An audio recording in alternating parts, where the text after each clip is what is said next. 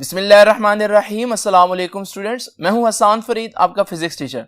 Students, आज का हमारा लेक्चर है इलेक्ट्रॉन वोल्ट के बारे में। इलेक्ट्रॉन वोल्ट किस चीज का यूनिट है ये हम जानेंगे आज के लेक्चर में। तो आइए स्टूडेंट्स स्टार्ट करते हैं आज का lecture.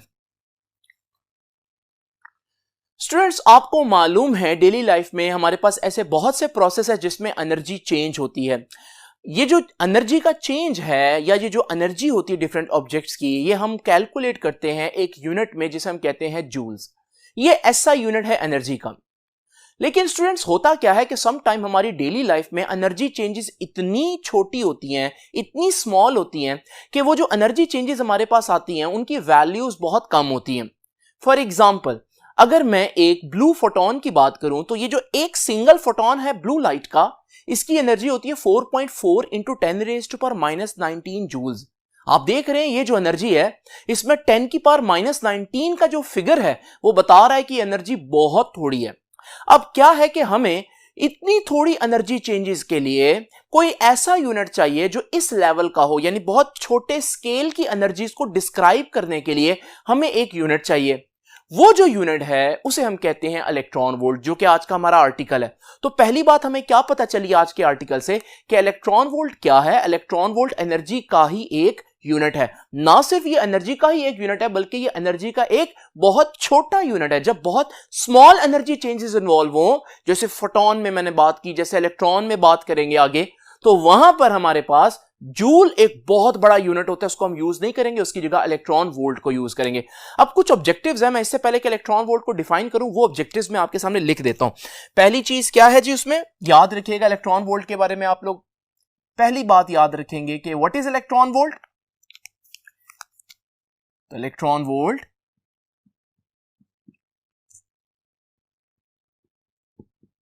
Is a very small unit of energy. ये एनर्जी का एक बहुत छोटा यूनिट है। नाउ स्टूडेंट्स, दूसरी बात भी याद रख लेंगे, इलेक्ट्रॉन वोल्ट का सिंबल क्या होगा। जैसे कि आप लोग जानते हैं कि हम जूल्स को हमेशा पूरा नहीं लिखते बल्कि समटाइम्स जूल्स की जगह जो है वो सिर्फ कैपिटल जे डाल देते हैं, तो उसके अल्फाबेट से उसको रिप्रेजेंट करते हैं। तो इलेक्ट्रॉन वोल्ट का सिंबल क्या होगा स्टूडेंट्स, याद रखिएगा, electron volt is represented by, यानी इसका सिंबल क्या दिया जाता है, is represented by EV। EV electron volt को रिप्रेजेंट कर रहा है। तो हमारे पास इलेक्ट्रॉन वोल्ट पूरा लिखने के बजाय हम EV भी लिख सकते हैं। नाउ स्टूडेंट, जरा तवज्जो कीजिए, इसमें तीसरी इंपॉर्टेंट बात क्या है। आप लोग जानते हैं एनर्जी का असल SI यूनिट क्या है, जूल्स है। लेकिन हम लोगों ने एक नया यूनिट बनाया जिसे हम कहते हैं इलेक्ट्रॉन वोल्ट। अब डेफिनेटली अगर इलेक्ट्रॉन वोल्ट भी एनर्जी का यूनिट है और जूल्स भी एनर्जी का यूनिट है, तो इलेक्ट्रॉन वोल्ट और एनर्जी का आपस में कोई ना कोई रिलेशन तो बनता होगा। ऑल्दो वो रिलेशन मैंने आगे डिराइव करना है, लेकिन मैं यहां पर आपको बता देता हूं एक इलेक्ट्रॉन वोल्ट में कितने जूल्स होंगे। याद रखिएगा, यह है तीसरी इंपॉर्टेंट बात कि 1 इलेक्ट्रॉन वोल्ट का मतलब क्या होगा। 1 इलेक्ट्रॉन वोल्ट का मतलब होगा 1.6 इंटू 10⁻⁻19 जूल्स। याद रखिएगा, एक इलेक्ट्रॉन वोल्ट का मतलब इतने जूल्स होते हैं। देखिए 10⁻⁻19 बहुत कम है, इसका मतलब वाकई में इलेक्ट्रॉन वोल्ट एक बहुत छोटा यूनिट है। नाउ स्टूडेंट्स, अब हम डिफाइन करेंगे कि एक इलेक्ट्रॉन वोल्ट कितना होता है। आप लोग जानते हैं जब भी हमें किसी यूनिट की डिफिनेशन करनी हो तो हम यूनिट को 1 में डिफाइन करते हैं। इसका क्या मतलब है, फॉर एग्जांपल जब हमने न्यूटन को डिफाइन करना था तो हमने न्यूटन को नहीं बल्कि 1 न्यूटन को डिफाइन किया। इसी तरह जब हम लोगों ने जूल्स को डिफाइन करना था हम लोगों ने 1 जूल को डिफाइन किया। इसी तरह जब हमने ओहम को डिफाइन करना था क्लास 10th में तो हम लोगों ने 1 ओहम को डिफाइन किया। तो यहां पर भी हम लोगों ने एक यूनिट को डिफाइन करना है, तो इलेक्ट्रॉन वोल्ट को नहीं बल्कि 1 इलेक्ट्रॉन वोल्ट को डिफाइन करेंगे। हम बताएंगे कि एक इलेक्ट्रॉन वोल्ट कितना होता है। तो याद रखिएगा, अब हम नेक्स्ट हेडिंग दे रहे हैं और वो हेडिंग क्या है, 1 इलेक्ट्रॉन वोल्ट। यानी एनर्जी को मैं 1 इलेक्ट्रॉन वोल्ट कब कहूंगा।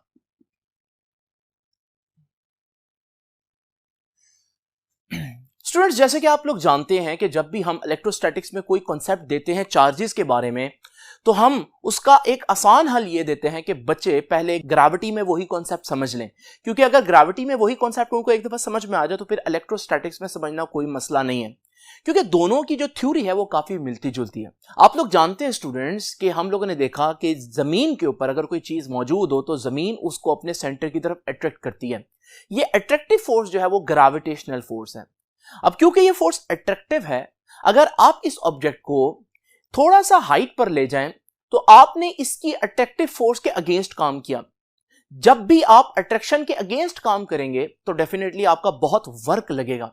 यहां पर भी ऐसा होगा, आपका काफी वर्क लगेगा। बहरहाल आप इस ऑब्जेक्ट को इस हाइट पर ले आए।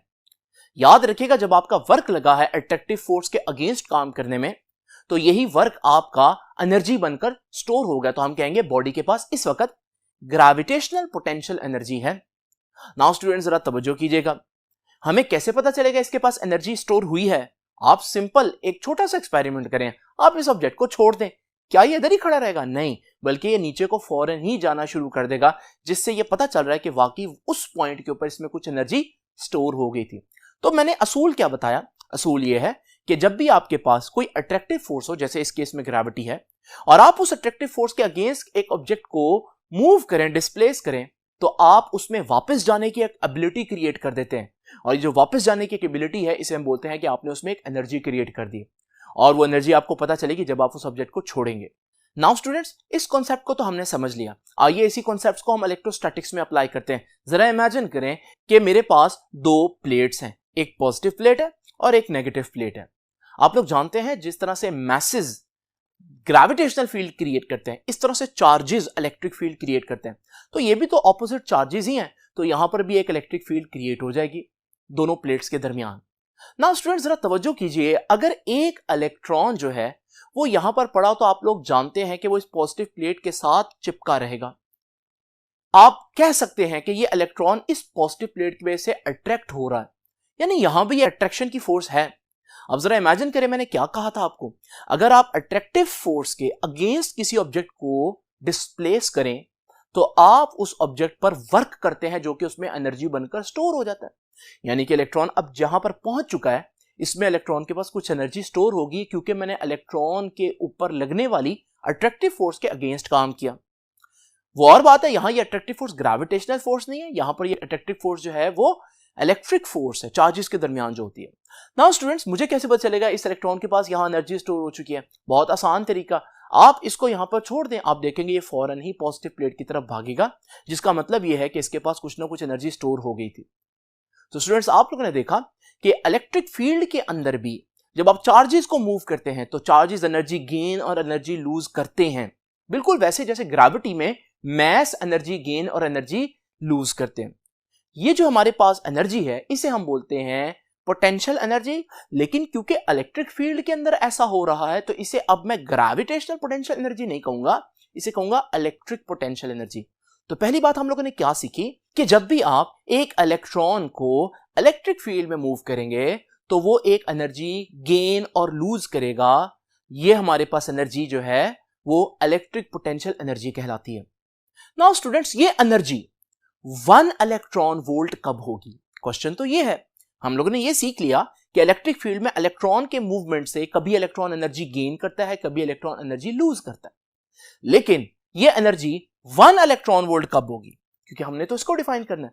तो स्टूडेंट्स, इसी सिनेरियो को हम थोड़ा सा स्पेसिफिक कर देते हैं। जरा इमेजिन करें, मेरे पास दो प्लेट्स हैं, लेकिन दोनों प्लेट्स के दरमियान जो पोटेंशियल डिफरेंस है वो 1 वोल्ट का है, और मैं दोनों प्लेट्स के दरमियान एक इलेक्ट्रॉन लेता हूं।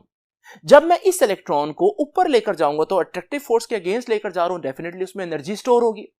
लेकिन कितना ऊपर लेकर जा रहा हूं, कितने डिफरेंस पर लेकर जा रहा हूं? 1 वोल्ट के डिफरेंस पर, क्योंकि दोनों प्लेट्स के दरमियान 1 वोल्ट का पोटेंशियल डिफरेंस है।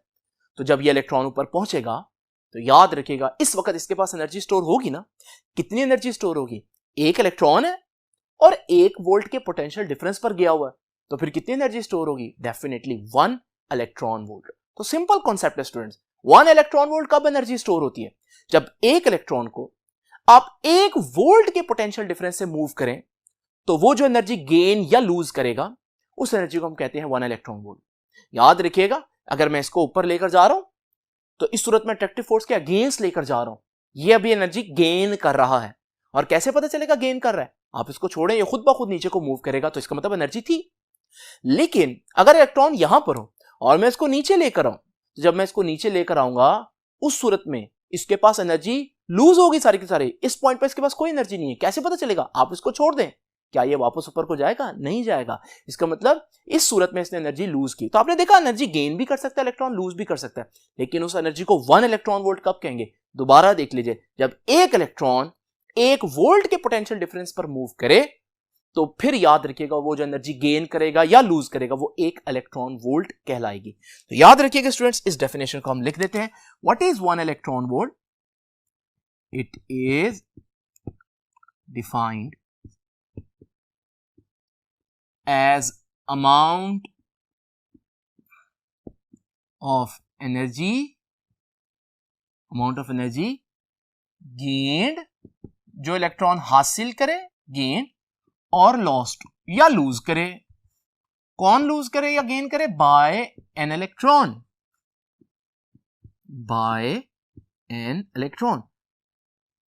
as it traverses a potential difference। कितना पोटेंशियल डिफरेंस पर उसको मूव करूं? as it traverses a potential difference of 1 volt. तो याद रखिएगा दो बातें, लेना क्या है आपने? इलेक्ट्रॉन लेना है इस केस में, और उसको मूव कितना करना है? 1 वोल्ट पर मूव करना है। तो वो जो एनर्जी गेन करेगा या लूज करेगा उस एनर्जी को फिर हम क्या बोलेंगे? कि ये 1 इलेक्ट्रॉन वोल्ट है। और स्टूडेंट्स, ये एनर्जी बहुत कम होगी, जैसे कि मैं आपको बता चुका हूं कि ये इतनी होगी। नाउ स्टूडेंट्स, क्योंकि मैं आपको पहले बता चुका हूं, लेकिन हम लोगों ने ये चीज डिराइव करनी है, तो आइए अब जरा देखते हैं 1 इलेक्ट्रॉन वोल्ट इसके बराबर है, ये हम कैसे डिराइव करेंगे। तो स्टूडेंट्स जरा तवज्जो से देखिए, इसकी डेरिवेशन भी देख लेते हैं। बहुत सिंपल डेरिवेशन है।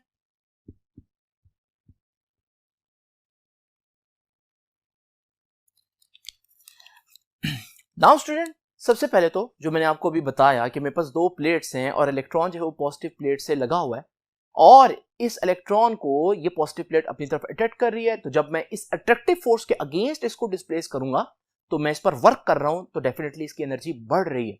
तो जब ये इलेक्ट्रॉन यहां पर मौजूद होगा, इसके पास एनर्जी होगी। कौन सी एनर्जी होगी स्टूडेंट्स? पोटेंशियल एनर्जी, क्योंकि पोजीशन चेंज होने से जो एनर्जी आ जाती है उसे हम कहते हैं पोटेंशियल एनर्जी। लेकिन यहां किस फील्ड में पोजीशन चेंज की है? क्या ग्रेविटी में की है? नहीं, यहां इलेक्ट्रिक फील्ड में की है। तो इसलिए इस पोटेंशियल एनर्जी को हम इलेक्ट्रिक पोटेंशियल एनर्जी कहेंगे। तो याद रखिएगा, ये इलेक्ट्रिक पोटेंशियल एनर्जी जो इसमें स्टोर हुई है, इसका फॉर्मूला हम लोग पढ़ के आए हैं। जरा तवज्जो से आप लोगों ने देखना है। हम लोगों ने ये जो इसकी एनर्जी स्टोर हुई है, इसे हम कह देते हैं डेल्टा यू। और याद रखिएगा, ये फॉर्मूला हम लोगों ने पढ़ा था। ये एनर्जी किसके बराबर होती है? ये बराबर होती है चार्ज कितना है मल्टीप्लाई बाय उसको कितने पोटेंशियल डिफरेंस पे मूव कर रहे हैं। यानी डेल्टा यू क्या है? मैं लिख देता हूं। Delta U is basically E P E मतलब इलेक्ट्रिक पोटेंशियल एनर्जी। तो ये किसके बराबर है? ये क्यू डेल्टा वी के बराबर है। नाउ स्टूडेंट जरा तवज्जो कीजिए, जब ये चार्ज यहां पर मौजूद होगा तो हम लोग जानते हैं इसके पास पोटेंशियल एनर्जी तो है, इलेक्ट्रिक पोटेंशियल एनर्जी। लेकिन जब मैं इसको छोड़ूंगा तो आप लोग देखेंगे नीचे आते हुए आहिस्ता आहिस्ता स्पीड बढ़ाएगा, यानी कि इसकी जो पोटेंशियल एनर्जी है वो किनेटिक एनर्जी में चेंज हो रही है, क्योंकि मूवमेंट की वजह से कौन सी एनर्जी होती है? काइनेटिक एनर्जी होती है। तो याद रखिएगा स्टूडेंट्स, हम कह सकते हैं यही जो डेल्टा यू है, जब चार्ज को छोड़ा जाएगा तो यही उसकी क्या बन जाएगी? काइनेटिक एनर्जी बन जाएगी। यानी कि जितना हमारे पास पोटेंशियल एनर्जी गेन की थी इलेक्ट्रॉन ने, वो अब काइनेटिक एनर्जी में चेंज होना शुरू हो जाएगी। तो फिर मैं काइनेटिक एनर्जी को भी यही लिख सकता हूं, क्योंकि दोनों बराबर हैं। तो मैं लिख सकता हूं कि काइनेटिक एनर्जी किसके बराबर है? Q delta we. Now students, Q क्या है? क्यू तो चार्ज है। और याद है आप लोगों को, चार्ज हमने क्या डिसाइड किया था? चार्ज हमने डिसाइड किया था कि कौन सा चार्ज लेना है? इलेक्ट्रॉन। तो पहली बात, यहां तो हम लेंगे इलेक्ट्रॉन। और डेल्टा वी वो पोटेंशियल डिफरेंस है जिस पर हम उसको मूव करें, वो भी हमने डिसाइड किया हुआ है। कितने डिफरेंस से मूव करने हैं आज? 1 वोल्ट से। अब जब ये दोनों वैल्यूज मैं यहां पर पुट करूंगा, तो आइए जरा देखते हैं इसका क्या आंसर निकलेगा। तो स्टूडेंट जो अभी तक इक्वेशन हमारे पास आई है उसको मैं एक दफा लिख देता हूं।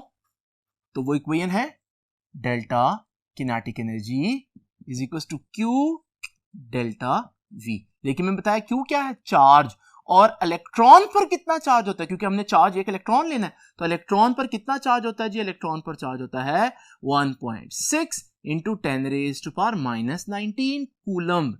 ये आ गया जी क्यू। और उस इलेक्ट्रॉन को हमने कितने वोल्ट्स पे मूव करना है, 1 वोल्ट में, क्योंकि 1 इलेक्ट्रॉन वोल्ट की डेफिनेशन यही कहती है। तो डेल्टा वी की जगह हम क्या लिखेंगे, डेल्टा वी की जगह लिखेंगे 1 वोल्ट। नाउ स्टूडेंट जरा तवज्जो कीजिए, ये आ जाएगा हमारे पास delta kinetic energy is equal to, ये आ जाएगा जी 1.6 इंटू 10⁻⁹, क्योंकि 1 से मल्टीप्लाई होने से कोई फर्क नहीं पड़ेगा। साथ ही आ जाएगा कूलम और साथ आ जाएगा वोल्ट। और कूलम इंटू वोल्ट आप लोगों को मैंने 2-3 लेक्चर्स पहले बताया था कि बेसिकली जूल्स के बराबर होता है।